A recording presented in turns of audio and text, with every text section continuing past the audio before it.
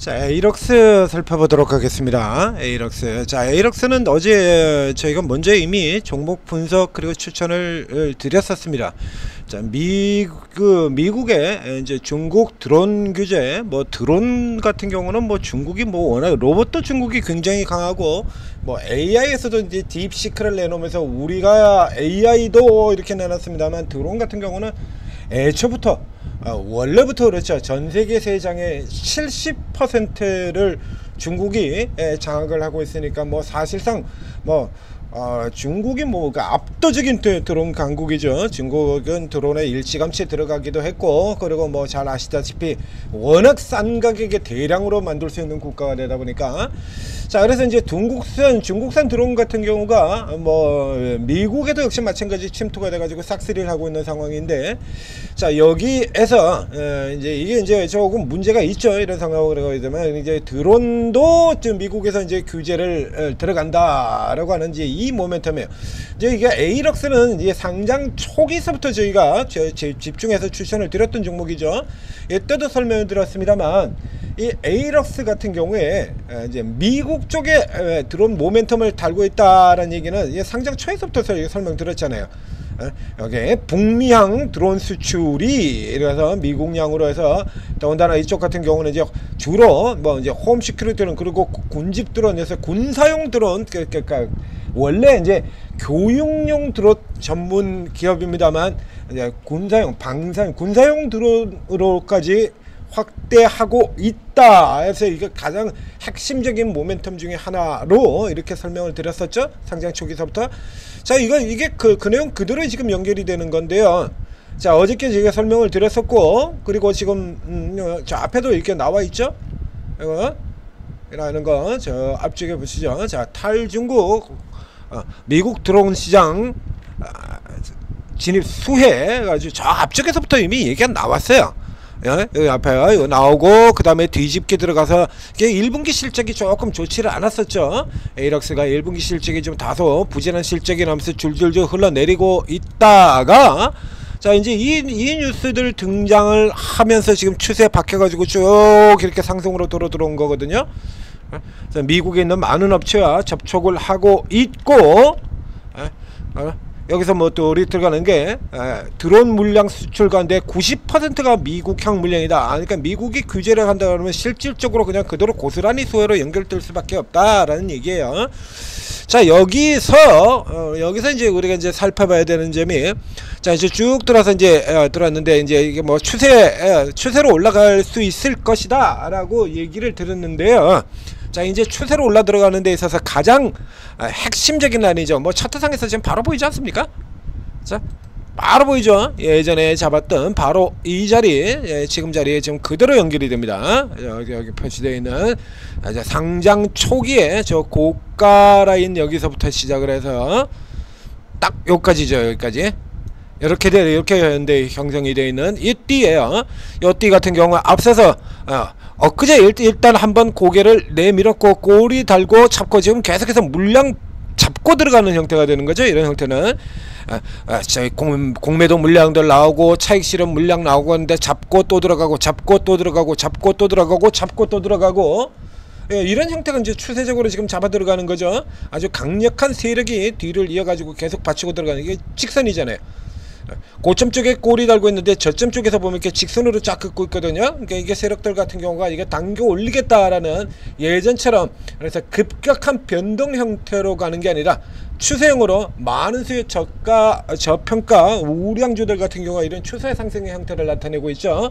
자, 앞쪽에서 보시면 뭐 이번에 헥터 이노베이션이 튀어 들어오기 전에도 그랬었고, 저 앞쪽에 슈프리마 같은 종목들도 그랬었고요.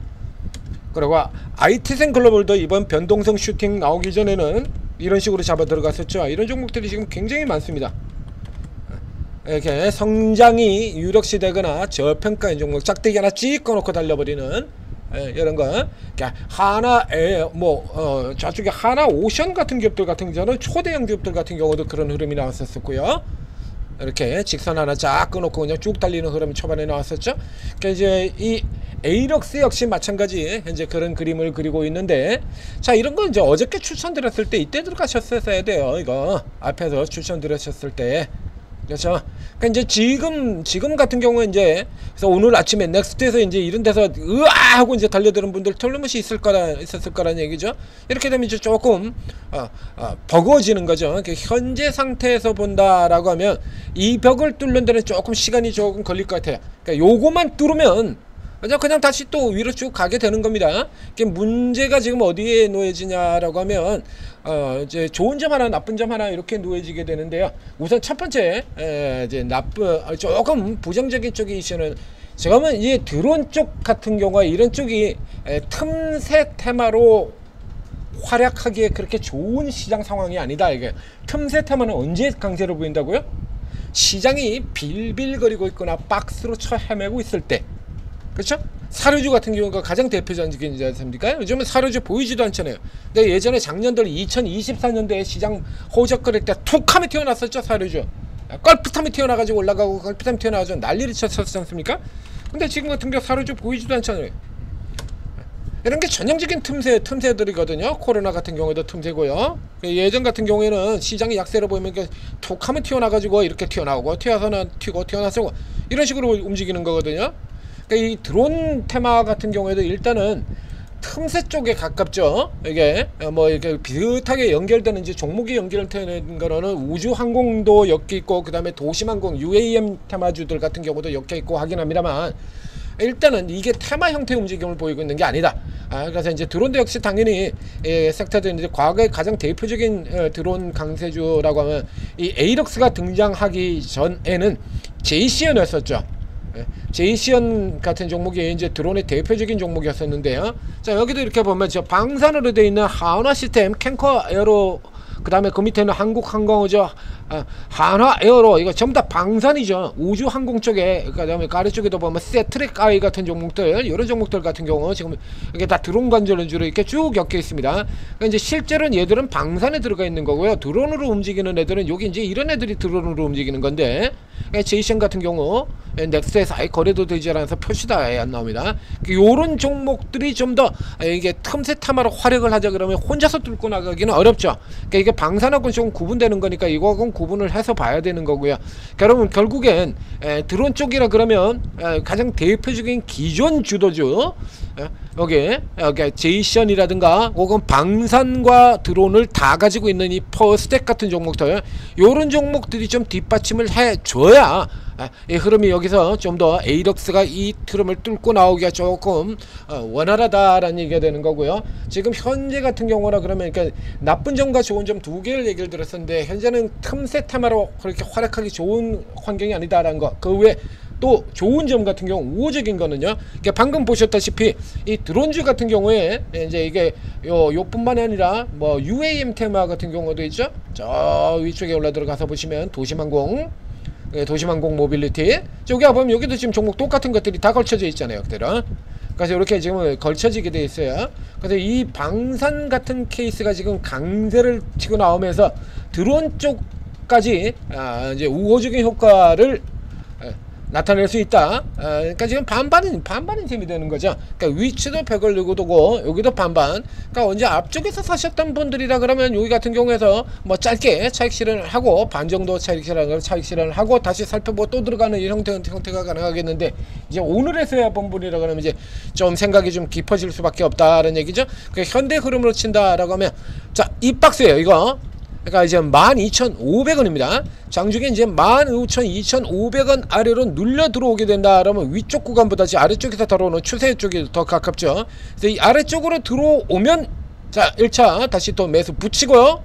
그 다음에 이 아래로 들어왔다 나가는 경우에는 저 위를 완전히 뚫고 들어가는 라인을 보실 필요가 없습니다. 이건 13,100원 위로만 들어간다면 그냥 올라간다라고 확정을 시키시면 돼요. 그러니까 이 구조 자체가 여기서 조금 더 올라 들어갔다가 눌려 들어오는 그림이야. 현재 그림을 친다 그러면 올라갔던 누령보다는 살짝 내려왔다가 이렇게 돌아 나가는 자 이런 형태로 돌아들길 가능성이 크거든요. 이런 형태죠. 이렇게 해서 올라 들어가는 이 그림으로 일단 살펴보고 접근을 하자. 그래서 일단은 에이럭스의 경우는 이 추세 상승세가 우선 좀 더 이어질 수는 있는데 자 이 지점 같은 경우에 확인을 좀 해봐야 된다는 얘기죠.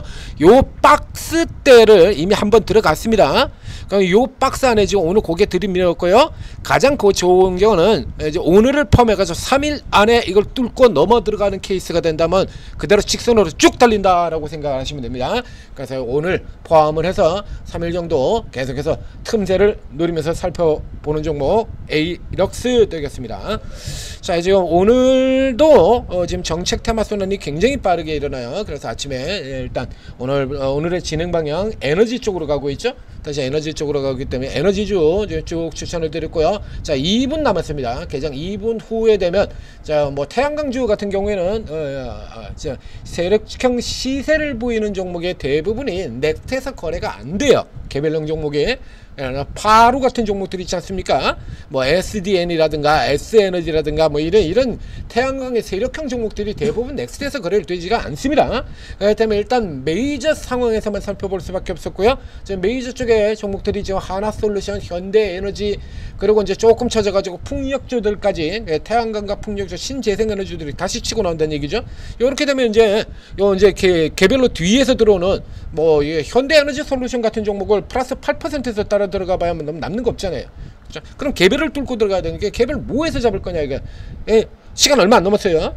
빨리 들어오셔야 되는 겁니다. 이래야 이제 오늘 나가는 종목들 개장 전에 다 잡아가지고 딱 준비를 하고 있다가 그림 나오게 되면 바로 따라 들어가지 않습니까? 바로 따라 들어가야 먹는 거죠. 그렇죠? 개별 종목들 같은 경우는 늦으면 안 돼요. 현대에너지 솔루션 같은 경우가 그렇게 빠르게 들어가지 않아도 다시 잡을 자리를 얼마든지 주고 들어가고요. 하나솔루션 같은 경우도 위로 올라가는 거 얼마든지 따라서 들어가고 되겠지만 개별 종목들 같은 경우에 이런 건 누가 얼마나 잘 사가지고 얼마나 잘 먹고 튀느냐 게임 아닙니까? 이런 거?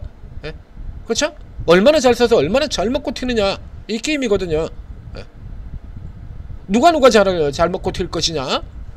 이런 거 게임 하자 그러면 전문가 도움이 절대적으로 필요하다는 얘기죠.